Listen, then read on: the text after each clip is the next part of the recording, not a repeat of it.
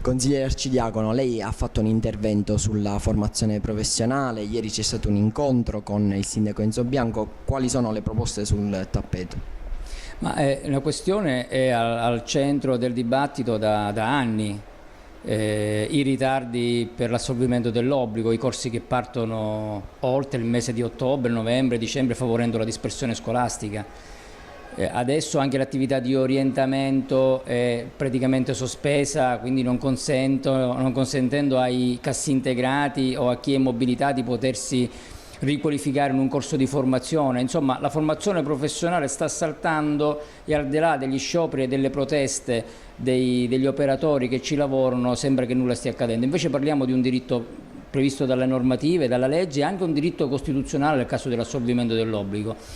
La scarsa indignazione io credo che stia veramente il dramma che viviamo. Non è solo la solidarietà che voglio dare io ai lavoratori, ma è veramente l'accessibilità a un diritto costituzionale che è quello alla formazione e al diritto allo studio.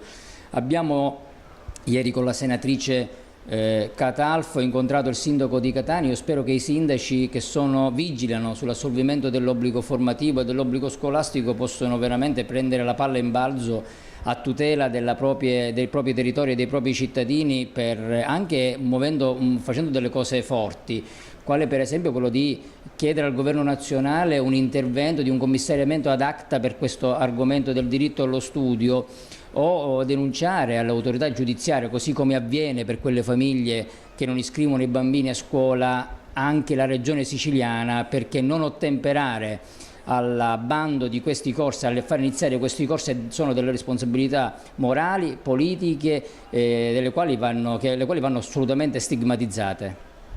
La politica, pur essendo stata sollecitata da persone come il professor Quinci e da altre forze, però non ha risposto. C'è un fatalismo in questa situazione? Io credo che ci stiamo abituando al peggio.